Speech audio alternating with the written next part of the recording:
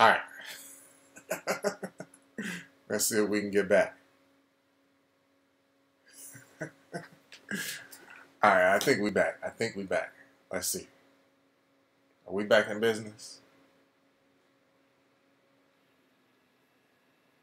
Go. Are we back in business? We back? Okay, okay. Ramsey said we back. We back. We back. All right, cool. Apologies. Apologies.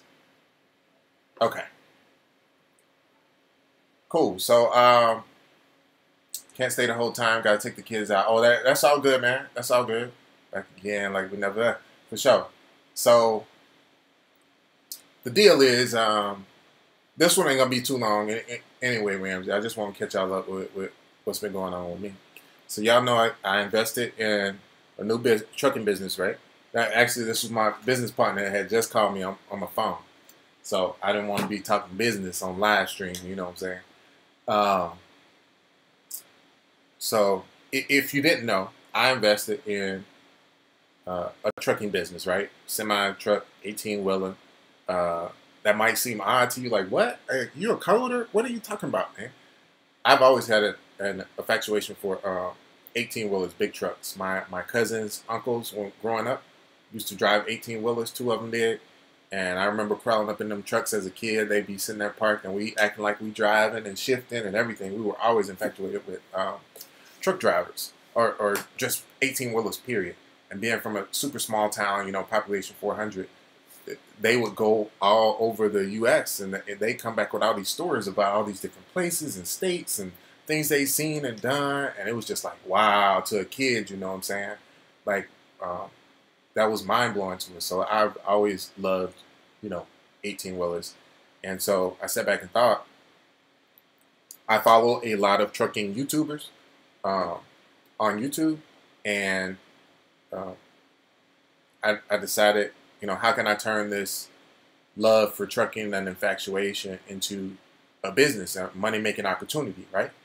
So one of these trucking YouTubers that I was friends with, you know, I had met before and shot a video with him before on his channel. I called him up and told him I had an idea about you know, I wanted to buy a truck and, you know, put that truck out in the oil fields, put a driver in it, and have that truck out there running and making money, income, you know. And I'd love to, you know, partner up with somebody that could be like the man on the ground, the boots on the ground, you know. And you know, secretly I wanted to do it with him, but I approached him like I wanted his advice, you know, because I did want his advice, and if it was something that he just was too busy for, didn't want to do, I was cool with that too. I value his knowledge and his advice, you know. But it turned out that he was open to doing it, and that was perfect for me because I just knew we thought alike on a lot of stuff business-wise, right? Um, there was other, you know, kind of trucking YouTubers that are out there, you know, doing their thing too, and they're making money and they're running their business. But I felt like him and I were the closest, um, you know, just where our minds were in the business world. We were both also around the same age. We've been through a lot of stuff, both of us. You know, we both been broke and had money and broke, and so we know the value of business and having money, and we're both past the age of flossing and balling, and we ain't trying to impress nobody. We both got ladies and families and all that stuff, so we're about the money, just getting the money. You know what I'm saying? I ain't got nobody to impress. You know what I'm saying? So I like that aspect. He's an entrepreneur by nature. He's a hustler. He owns rental properties. He's written a book before, so he's well versed in. And his book was called. Shoot, I wish I had my copy here, but he has an entrepreneurial book that he wrote as well. So that ended up working out, man. And I purchased a truck. He found a truck, and you know, told me about it. We went through it, sent me pictures, all that stuff. If you know anything about trucks, it's an older 2000 Freightliner Classic XL. So one of those big long nose, looking traditional looking trucks, So wrote a check, um, and this is a lesson in being ready when opportunity arises, right? Like there's been times in my life where I ran into opportunity and I wasn't ready. I wasn't ready financially for it, and man, I just hated it. It would kick me in the butt, and I just wasn't ready. And I was surprised when I started it, pulling my accounts together and everything and calculating everything out on I keep my money spread out, right? So I've got like 7, 8 different banks and credit unions, and then investment accounts, and I've got stock accounts and money market accounts. And I got CDs and mutual fund.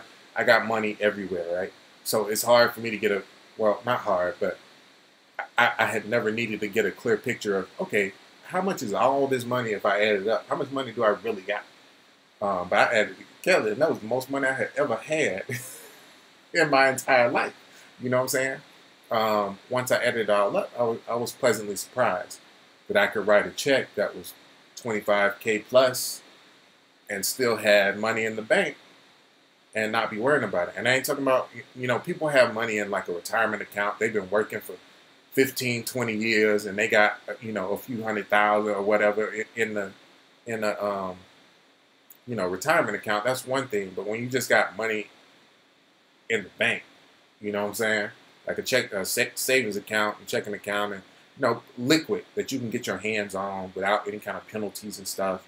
So that's the deal. Like, he found it, told me how much it cost. We were initially looking to get an older cheap truck, about 15 grand or something like that. So this ended up being, more than we were initially looking for.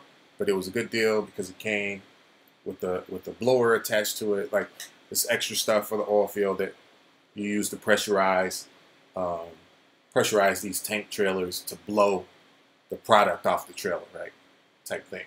Those things themselves can cost anywhere from $5,000 to $15,000. So that was a one package already together. I didn't have to buy the cheap truck and then go get the blower on top of it. It already was done and all that stuff. So we bought the truck in North Dakota, took the truck down to Texas, right?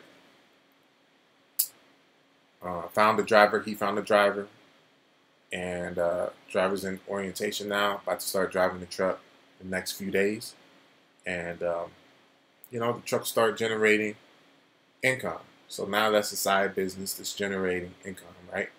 On top of job number 1, job number 2 going on. So we'll do that. A few months, top of the year, we're gonna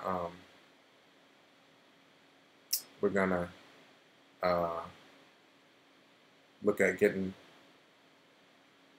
second truck, another truck.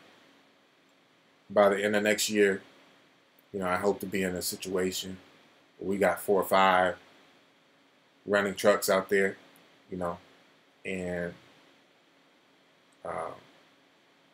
I'm a big fan of paid off, debt free type deal, So you got debt free equipment out there generating income. You don't have that pressure of having a big monthly payment on your back. If you go out and buy a brand new truck, these things are $150,000, $150,000, $160,000, $170,000, $180,000 pieces of equipment. You got a big monthly payment that you're responsible for, $3,000, $4,000, every month that you gotta take care of on a brand new piece of equipment. When you can go buy something older, just write a check for it cash. You don't have a monthly note.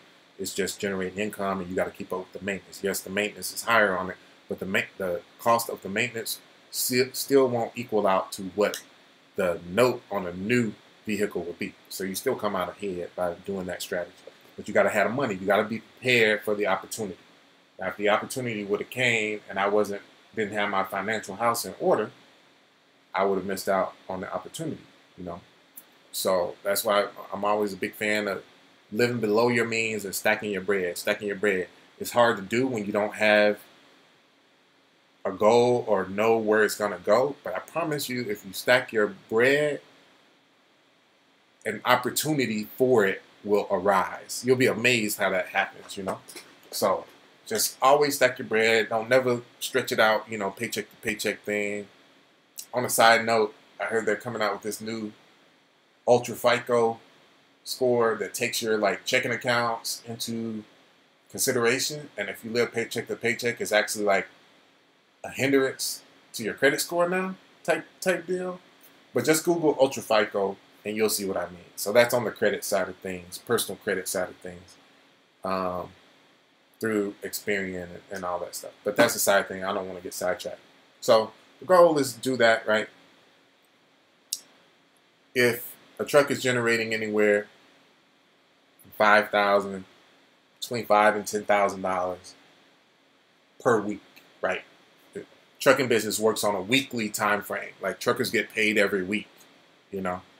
So you got to think of everything in terms of per week. So a truck in the oil field should generate between $5,000 and $10,000 a week, right? So out of that, we have to pay the driver because he's driving the truck. Me and my business partner split, and then we take a portion out for the truck as well for maintenance, right? So basically, we split it almost up into quarters, right? Quarter to the driver, quarter to the truck, quarter to me, quarter to him. So that's just extra income coming in. And then you take that and you multiply it, right? So by the time you get to 4 trucks, right, you got 25% times 4, which is a whole, right? So now you're getting a full $5,000 to $10,000 a week out of these 4 pieces of equipment. I would love to have 5. That way, if one of them is down for maintenance, you still got 4 out there running. You know what I'm saying? So you would always have that $5,000 to $10,000 a week coming in, you know. Or if you got a driver that's off on home time or whatever it may be, you know what I'm saying? Like you should always be pretty good if you got 5 trucks, 5, 6 trucks running. From that point, that's in the next year is the game plan. By the time I hit that point, I'm done. I'm not coding. I'm not working for these 2 companies now. It's a 100% wrap for me. You know what I'm saying? Actually, at truck number 2, I have a decision to make on if I want to drop job number 2, right? Because at that point, the income will be replaced that I make at that gig. That would be an aggressive plan if I wanted to do that. See, I got so many options now, and I like having those options because if I'm sick of working 14, 16 hours every day, which is what I do now, I can just throw the deuces up to one of them, right? Probably job number 2 because it pays less. And then just ride off of that. That's aggressive, right? If I want to be more conservative, I will wait until truck number 3 gets on board. And then the income is really cool to where I can let that go and be straight. If I want to be even, or I have the option of keeping both, right? Still driving myself crazy with these 2 gigs, right? Still working those and have the truck income on top of that be extra coming in. And that could accelerate me actually getting to 5 trucks, right? Because if I keep both of these, right, already the income from job number 2 is extra. So I don't spend that. That's how I was able to write a check to pay for the truck was job number 2. Because all that money just goes in the bank. And stacks and stacks and stacks and stacks. Every 2 weeks, boom, boom, boom, we stack it, thousands. And if I do that, I still got that going on. Plus, anywhere from $1,000 to $2,000 a week per truck, right? So if we get 2, 3 trucks, that's like anywhere from $3,000 to $6,000 a week. We talking weekly, not monthly. So even on the low end, if you're doing $1,000 a week times 3 trucks, $3,000 times 4 weeks in a month, You got 12 Rand coming in from those 3 trucks, plus whatever from job number 2. Throw another 5 grand on top of that. That's $17,000 a month that's unaccounted for, because job number 1 pays for all of the living expenses, right? It's covered under job number 1. So that's $17,000 per month of extra income coming into the house. And that'll help you buy another truck real quick. you know what I'm saying? Or buy a couple trucks real quick. Or if I had financed, the second or third truck, that'll pay those off, real quick type deal. So there's a bunch of different options. You can use leverage and get more and all that stuff. So that's what's going on. I'm sorry, I haven't been looking at the code anymore. Oh, Computer Programming University, Black Knight Coding. You don't like coding anymore. I do like coding. I do still love actually writing code. Computer Programming University. What I want though is I want to have the option to retire next year. And what I mean by retiring is that doesn't mean I'm not going to do anything anymore. That means that I am only going to write code that I want to write. Right now, I'm trading my time and knowledge and expertise and skills for money to write software that somebody else is going to take and make millions off of. And yeah, they pay me $100,000 in a year, to write that code, right? But they're going to make millions off of that code. So in the future, I want to write code that will make me millions. You know what I'm saying? Like that you have to, I think like that. I'm constantly thinking of level up. You know what I'm saying? You never get comfortable. You never get settled. You're always looking to level up. You did. So that's my deal now. Right now, I'm making somebody else a millionaire, from my skill set, writing code. In the future, I'm going to be making myself a millionaire with my own skills that I've honed. At the same time, they're using me to make themselves millionaires. I'm using them and the opportunity to write software in a big team environment, and I'm gaining knowledge from all these different developers, right? So I'm raising my skill level even more and making myself more valuable, right? And whether that be more valuable to the marketplace as a software developer for hire, or making myself more valuable to myself in the future, I'm gaining all kinds of knowledge to be able to build my own systems and infrastructure, coding infrastructure for business ideas that I have in the future that can make me the millionaire instead of making someone else the millionaire. So that's kind of the plan. It's not that I don't like programming and coding, because I do. I love it. I love the problem solving aspect of it, right? I get to use my brain and solve problems all day long. Like, I get it. I love it. But I don't want to do that for someone else, if it's not something that I love doing, if that makes sense. So I hope that answers your question. Also, why the 2 gigs? Are you in an area of programming that is not doing well? I keep getting emailed about $180,000, $200,000 Python Java roles. Yes. Those are out there, but I work remotely, like Teron said. I work. I gotta call you Ace, man. I'm so used to calling you Ace. Like Ace said, I work remote, and I do web development, so not necessarily Python and Java level stuff, right? If you're doing Python and Java, you're back end. Those are back end level. Back-end level languages. So you're going to be doing back-end, manipulating data, working with databases and stuff like that. And I really enjoy the front-end level work that I get to do now. So I work on the front end with a framework called Angular. And I really enjoy doing that stuff. So the visual aspect of working front-end, I love. And the immediate feedback that you get as you're developing, as you're changing things and layouts on the screen, or you're computing some problem with data that you're getting back from the back end, and then you're munging that data to be able to display it in a certain way to the user, and thinking about the user experience on the front end and being able to shape and mold that. Like I like those aspects of it.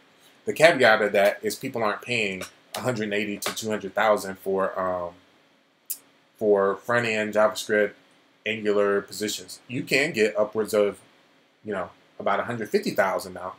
I got a job offer out in San Fran, 140, 145,000 or something like that, that I ended up declining because of what we talked about earlier on the earlier stream.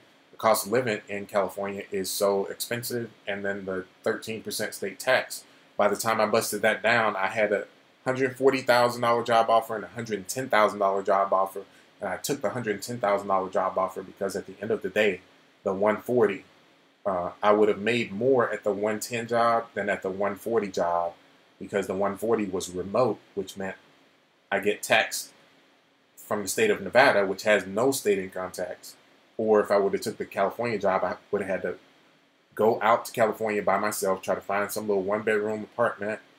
I'm getting California state tax because I live in California, even though technically my family will still be here. And I'm paying cost of living on an apartment there, which is dumb expensive. And then airplane rides back and forth to come and see my family. Like by the time you take all that into account, that was way more than $30,000 every year. The difference between the two jobs. So it didn't make sense for me to take the 140,000, even though that's, on the surface it looks like 30,000 more. I look at net. What am I bringing home to my family? I would have brought more home taking the 110 job remote and taking the 140 in California, if that makes sense. So I'm always thinking, about that. My eyes, I learned then, don't let your eyes get big at the top number. You really got to factor in all the factors for your specific situation. You know what I'm saying? For somebody else, if you already lived in California, you was already paying the state tax. You was already paying the stupid high cost of living stuff there. Yeah, if you had an opportunity to make 110 or make 140, you're going to jump on the 140. You know what I'm saying? Because that fits your situation. That did not fit my situation though. So let me catch up on some of the questions or comments up here. So boom, boom, boom, boom, boom, boom, boom. Hey Ace, yeah man. GC, you got it there. That's my business partner right there, man. That's my business partner right there. How you know that? You be watching trucking videos too?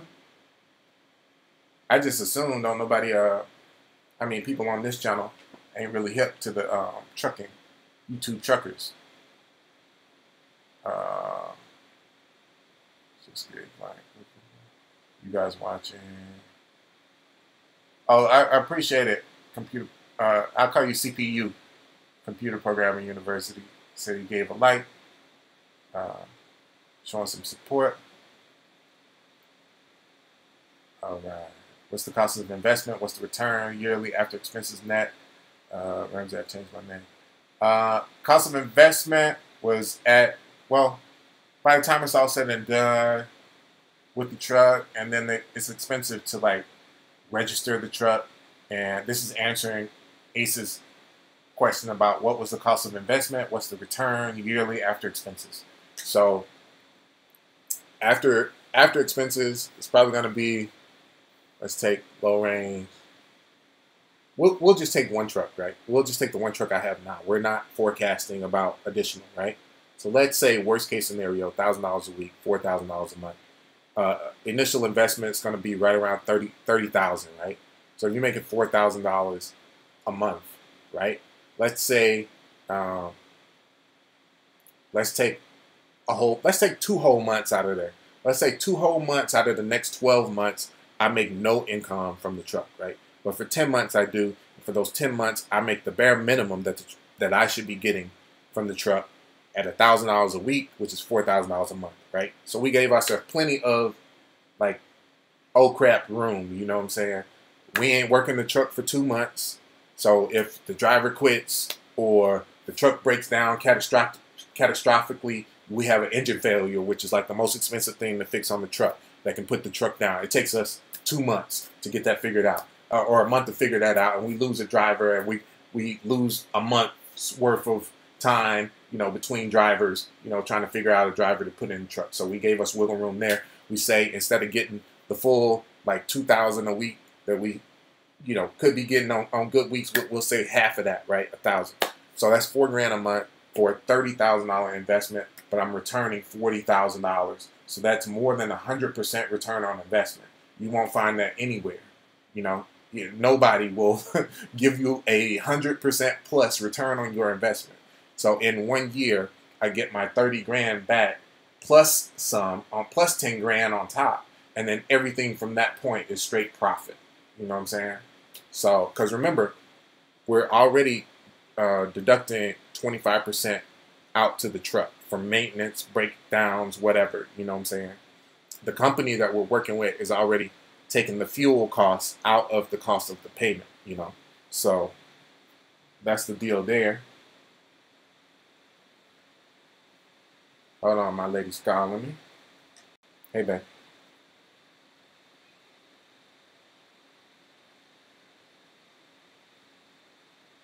Okay, one sec.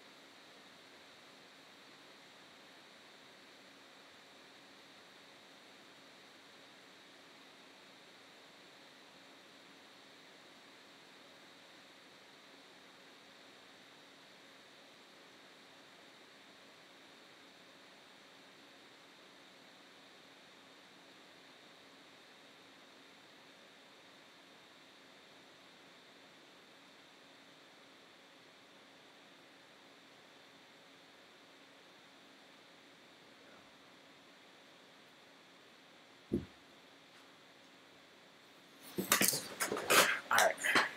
Apologies. Had family business. I figured I wouldn't stop the stream again the second time. So, so that's the answer to the question about what's the investment and what's the return on investment. So 100% plus in the next 12 months is what the return on investment is. Boom, boom, boom. Rental properties. We can hear you.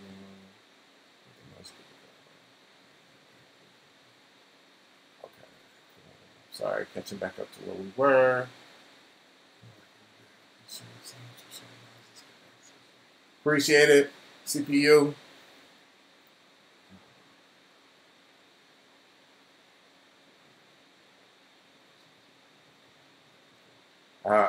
Ramsey says Ultra FICO sounds like war on the working poor.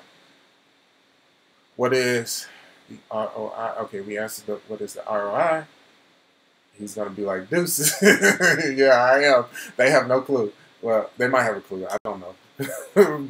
But yeah, I'm definitely throwing the deuces up within the next 12 months. To both of them in the next 12 months. To one of them could be in the next 3 to 4 months. Throwing the deuces up at that. So,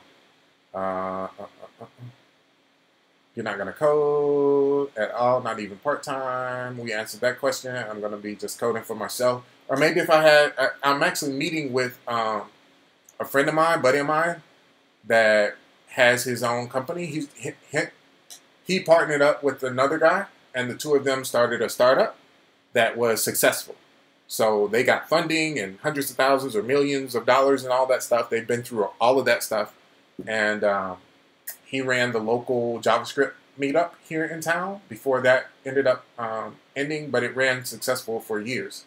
And he just got so busy with the business, like he couldn't manage running the startup type thing, or running the JavaScript meetup. So that kind of fizzled out. But he just hit me up on Twitter and asked if I wanted to meet up to have some beers or coffee. And I said, yeah, man. So we're meeting up tomorrow, Thursday. So tomorrow evening, after work, we're gonna go. I'm gonna meet him at a little fancy beer place, and we're gonna chop it up.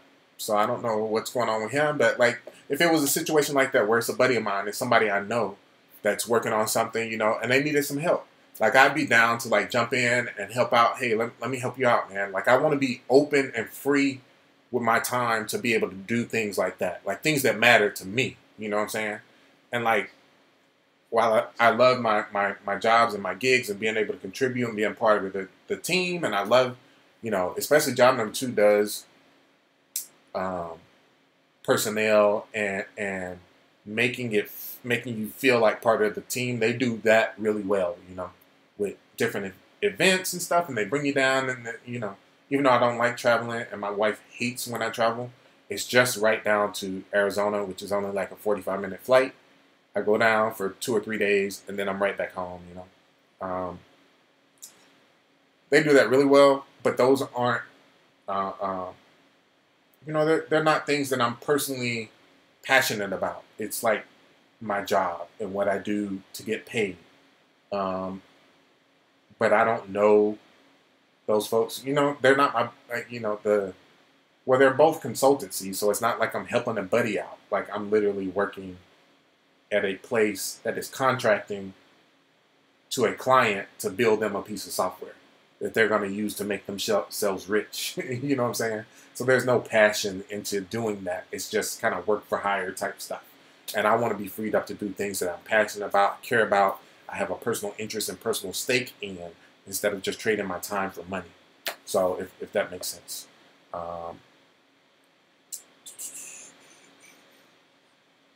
Yep, never gonna stop pushing. Right about that. CPU.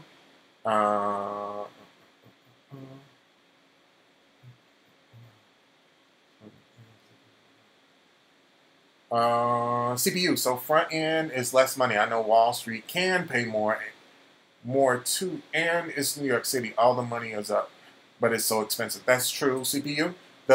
Like we talked about earlier, the real lick.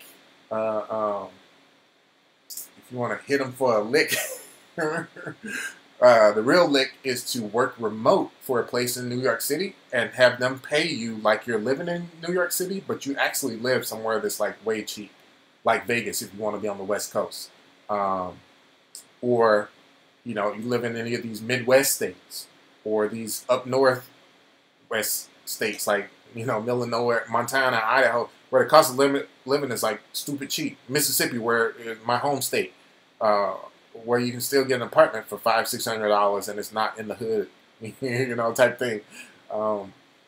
So that's the real lick, is to work remote from a place with low cost of living and hopefully low taxes too, or state income taxes at least, and then work for somewhere where the local tax rate is high and the cost of living is high. Therefore, they have to pay above market rates, above your local market rates, just to be able to compete for people there. Because that's the deal with California. They pay so high because they know you're gonna get so much taken out of your check. If you're making 120 there, by the end of the year, you probably net 80. So just taking in the cost of living difference. So that's the deal there. Front end typically, yeah, I guess you typically make less than specialized back end. If you can work specialized stuff like Wall Street, like you said, that's specialized software. You know what I'm saying? It's not just working for like some mom and pop company or work, some regular company building websites. You know what I'm saying? Oh, here's a landing page. Here's a product page. If you're building specialized software, like for a place like Wall Street where they're going to make gazillions with it, yes, they will pay you stupid money. They'll pay you $200,000 so that they can make $400 million. That's where you get that kind of money that they'll throw at a developer, because your skills in relationship to what the what their return on investment from the code that you write, it's worth it to them to pay you a lot of money. But they're going to work you like a dog. They're going to make sure you earn that 200K, you know. But I heard of that. I heard of Google paying devs over 200K or $250,000, you know, to a developer. 218,000, I think they paid this one guy that was he like fresh out of college almost or something like that? But he had done some stuff before or something like that, you know, written some software and all this stuff. So, you know, they've done stuff like that too. But that's definitely the exception and not the rule is what I found, you know. If you have skills in old antiquated technologies like Fortran or freaking, what are they writing? There's these couple guys, older guys, that write. What is it? Is it Fortran? It's not Fortran. It's man, I cannot remember it. But it's this old language from like the 1970s, and they still know it. They were writing it in the 80s, and now they get paid, you know, $200+ an hour because nobody else has those skills to write that old language, and it's government work, so that the government systems, they still have data on these old systems from the 70s and 80s, which were running, you know, whatever it is, Fortran or whatever it was. And they're transitioning from those old systems to new stuff, but they need programmers that can program and extract that data out of those old systems so that they can put it in the new systems. And he just happens to be, you know, a guy that knows Fortran. And if you want my services, you're going to have to pay me $200 an hour, and I get to work remote from home. And, you know, so that's another way to make a ton of money. But, you know, you got to be in it. He's been writing code for freaking 40 years, you know. Like, all right. Ace says, I know a little about trucking. Okay, I see that. I see that. I see you know a little. I love what you do. I smashed that bell too. Inspired story. Unfortunately, you're on the horrible website, which does not value you or I. It's all good, man. I think I get paid well. I get paid. I got no complaints, you know. For my life situation, I have no complaints. I don't try to live outside of my means. If you had taken me 10 years ago or 13 years ago when I was 25, I'd be trying to ball out of control. You know what I'm saying? I'm trying to go get, I don't know, some stupid a Lamborghini or a Bentley or, you know, just stupid stuff that makes no sense. I'd be trying to do dumb stuff like that, you know what I'm saying? Trying to go buy a mansion and I don't know, travel the world. I was single back then, so I would have been trying to travel all around the world. I definitely would have been traveling around the world. Yeah, I might not even had a home. I would have just jet set it. I would have been a jet setter that literally went from country to country. Just living for like a few months, you know, get me some fat Airbnb, be living this baller rock star lifestyle, you know, coding during the day or night, depending on what side of the world I was on. And then, you know, living this awesome lifestyle. That would have totally been what I was doing back then, you know, just blowing through the money like it was never going to stop, you know. But now I'm older. I've had a bunch of money when I was 25 doing real estate. I made $250,000 and I blew it all, you know. I blew it all. Every single penny. There was nothing left. So I've done it. I've done it. I've been dirt poor. I've been made stupid money, and I've blown it all and been dirt poor again. And this is my second go around at making stupid money, and I've learned from all those mistakes from the first go around. And my life situation is different. I've got a lady. I got a family. Like I said earlier, I'm not trying to impress nobody. I don't have to. This T-shirt is a T-shirt from 3 jobs ago. You know what I'm saying? This is from when I worked at a company called ClickFox in Denver. When I was doing when I was talking about the job in Denver, and I was flying back and forth. This T-shirt is their company T-shirt. I got some cheap sweatpants on right now, some flip flops, man. I don't spend money. I don't buy no fancy clothes. I bought the nice car out there. Y'all saw the car. You know, but that's used. That's a 2011 uh, um, Mercedes E63 AMG. So it was one of the top of the line Mercedes in its day, but now it's 7 years old. So I didn't pay $120,000 that it costs brand new. You know, I paid $90,000 less than that. You know what I'm saying? So it's just being smart and strategic. You know, and Mercedes, they don't change their body styles too often. So, you know, people see it drive up. Even the other day, somebody was like, yo, that's a nice car.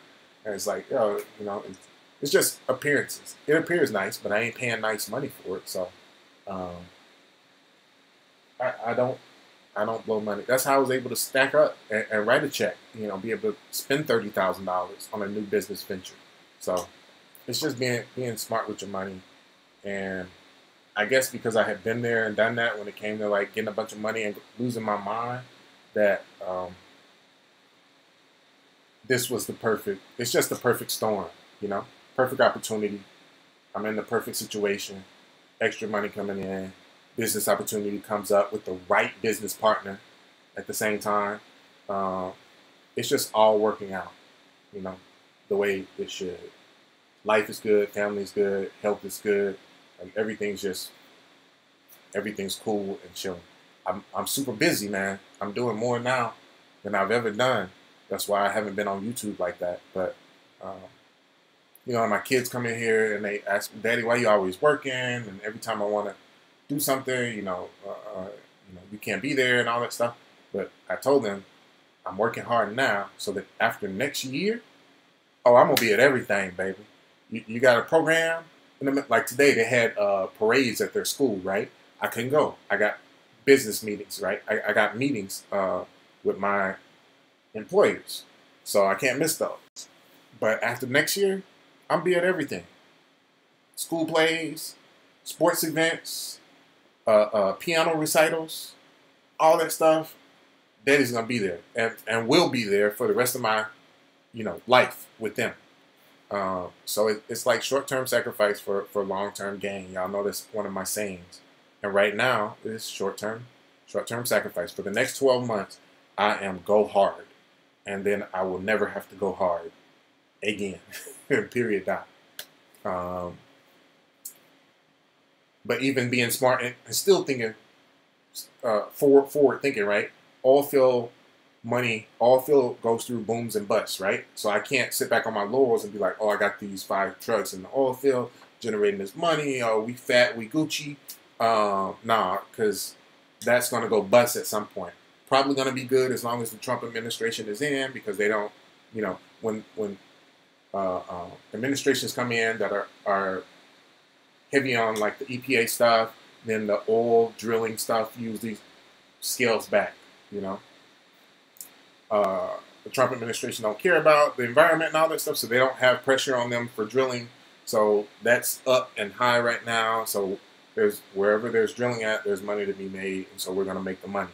But when that dries up, we can take those trucks from the oil field and put them over the road, and they can be delivering your groceries to your local grocery store. You know, there's always moves to make in the trucking industry, period. And also that money that's coming in from there that I'm stacking will then go into real estate, commercial level real estate. So buying apartment complexes and buildings so that I have 100, 200, 300 people every month giving me a rent check. You know what I'm saying? And then I pay all the expenses. I pay the management company that's managing all of that stuff because it's pretty much hands off for me. And then what's left is just net profit for me, right? So it's always thinking the next step ahead.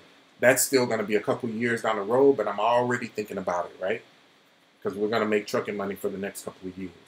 So just always keep your mind working in like, what's the next 2-3 moves that I'm going to make, right? Because there's other people that's making this trucking money or about to get trucking money big. And that's where, you know, they're not thinking past the trucking money.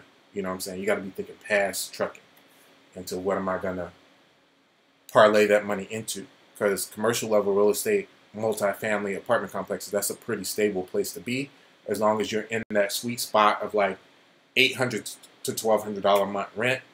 If you go over that, you're in the luxury space, right? And whenever the economy turns, those people take a hit because people don't want to pay $1,800 for an apartment, $2,000 for a luxury apartment when they can go get an apartment for $1,000 a month and still be okay. Yeah, they don't have all the same amenities, but they still got a roof over their heads, you know? And, you know, you go below 800, you start getting into 7, 6, 5. Now you're looking at, you know, D-level properties in the hood. So you get that sweet spot, $800 to $1,200 a month rent for these apartments, you know, in the complex. And you're pretty much good. It's almost recession-proof, you know, unless some major catastrophic World War III type event happens. And if that happens, then we all screwed. so I ain't even, you know, worried about that type thing. But that's like a long-term play where you put your money and you got, now my kids can get paid off of that because it's all set up. You got a management company in place, right? You're managing the manager at that point. You're not fixing toilets. You're not having to worry about any of that. Your sole job is to manage the manager that's managing the property. So from that point, that's going to be income that comes in, and my kids and my kids' kids, and you know, that whole long lineage. You know what I'm saying? You can set up a trust, trustees, and have people manage that for you. If you can't rely on your kids and don't think they're smart enough to run the business, you know, just keep thinking like that. CEO says she wants to push education. Which education channels are booming now? Since she said that a year ago, right? That's nothing but a data farm site run by bots. Love it. 8 people watching. A lot of interns who are not making 200K, but we're working long hours and weekends. Yeah, the interns, man, that's a tough spot to be. You got to, quote unquote, pay your dues when you're an intern, you know. I'm so ready to get into the web dev business. You're already doing it. You're knocking on doors already, Ace. So you're going to be there soon enough. What's going on, Serena? Miss Serena Washington. Welcome, welcome, welcome. Appreciate the hand claps. Where should we go to build algorithms? I'm guessing that's where most people days are spent, right? Fixing algorithm problems. Well, they got all those places like HackerRank and Code. What is this? It's not Code Academy. But there's a bunch of places out there that do algorithm work if you want to practice on stuff like that. HackerRank is the first one that comes to mind, where they give you problems and you have to solve them, right? They'll give you recursion problems and all kinds of stuff like that. So if you want to get good at data structures and algorithms, they will give you plenty of training on stuff like that. And then that book I've shown before, Cracking the Coding Interview with Gail Lockman McDowell, has 189 interview questions that are all about data structures and algorithms too, Ace. So you can definitely get practice there, you know. I had a Porsche back in the day. It cost me less than a new Camry from a note perspective. Yep, I put good money down. Yeah, people don't know that exotic car game. For the price that people are driving around with, what's the car? Like these, what is it? Escalades. You know, people like to get the Escalades and the big Tahoes and stuff like that. For the same price people drive around in those, you can be driving around in an Aston Martin or in, you know, a Maserati or in, you know, then a used G-Wagon or a used Range Rover or used, right now you can get those first gen Gallardos. Those things are less than $100,000. You can get them for $80 grand. You're driving a first gen Gallardo, you know, with, those early ones with the E-gears, 04, 05, 06s. So that exotic car game is it's a game in and of itself. So you can drive in something that makes you look rich for the same price that somebody else is driving a Tahoe for or driving a Escalade for. You know what I'm saying? So, or any of those brand new $80,000 cars. You know, you can get plenty of exotic looking cars. For 80 grand nowadays, or used ones at least. That's a whole game in and of itself. I have some buddies that play that game. You know, they trading in cars and they go from Porsches to older Lambos and Maseratis and all that stuff. They just go every couple years, every year or two. They're in a new one of those older things, and so it always looks like they're balling. You know, they know how to play the game and play it well. So sounds like it still costs you a lot. I guess you're talking about the Porsche thing there, Ace. What's good? Working on some Team Treehouse. Hey, cool, cool. Glad to see a new live stream. Yeah, yeah. I gotta go. Good meetup. Keep pushing towards your goals, everybody. All right, Andrew. Appreciate you stopping by. Thank you as well, Andrew. See you later. That's my goal. Getting that residual income. That is always a goal, Jermaine. Because then you can start, as they say, you can start living your best life. Smile. Oh, man. Yeah, you can start living your best life at that point. Then you really get to sit back and ask yourself, what do I want to do with my life when my life is no longer about having to chase money? You know what I'm saying? We spend the vast majority of our work, great years between 20 and 50 years old. You spend those years chasing money, you know what I'm saying? Just trying to live and trying to live your best life. And once you crack that code and you actually are getting the money without having to chase it anymore, now you really got a decision. Like, what do I really want to do, with my life? So that's why you can find a lot of people that are super motivated and they bust their butts and they become millionaires, multimillionaires or just really well off. And then they end up being depressed at the end because their life has been about the chase of the money. And they never put thought to, okay, when I get the money, what am I actually going to do? Like, what is the value of my life if I'm not chasing money? You know what I'm saying? And I've had those thoughts. Like, I'm crystal clear on what my whys are. That's why they say you should have a big why to know why you're doing this. Why are you hustling so hard every day? Why are you sacrificing time with your family to get your hustle on? But I know what my whys are, and I'm crystal clear with what I'm going to be doing when I don't have to chase the money anymore. And that's going to be helping a lot of different people, a lot of different groups of different people, that are marginalized by society. And I ain't gonna go into my big whys because my big whys are my big whys. But you need to make sure you know what your big why is, so that you aren't, what I'm saying. When you hit your goal, you don't want to be like, now what? You know what I'm saying? It's kind of like the professional athlete thing. I was watching a football life with Lawrence Taylor. And he said that. He said, okay, you work your way up, and the goal is always to win the Super Bowl. And then you win the Super Bowl, and it's like the greatest thing in your life and like the biggest letdown in your life as well, because now you've reached the mountaintop, and it's like, now what? You know what I'm saying? Or professional athletes, when they stop playing and retire, a lot of them have never put thought to, what am I going to do after? Because literally, a lot of them have been playing since they were 5 years old. So when you're 5, 10 years old and you're playing a sport for until you're 30, 35 years old, and then you quit, like literally all of your life has been about this one thing.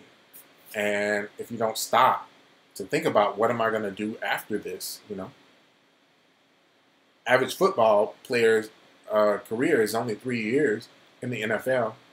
So if you get drafted when you're 19 years old, 19, 20 years old, you're done playing by the time you're 25. You've literally got 3/4 of your life darn near left. And if you haven't put thought to what you're going to do, that could be a depressing point for a lot of people. So be clear on your big why. The ego breaks. You're done. Yeah, that's what I said. I still wouldn't get those old Gallardos, man, with the e-gear. Now, if you find one with the manual, that'll be worth getting because, you just change the clutch out. Still ain't cheap, but changing that clutch out is a lot better than having to replace that whole e-gear transmission, Supposedly I don't know if that was Gallardo's or not. I was going to say, supposedly the transmissions are actually the same and you can use an Eager transmission for manual, but there's a the other ancillary parts that put them together and work the transmission. That may not be Gallardo's though, but I know there's one exotic car that's like that. They use the exact same transmission. It's just the front part of it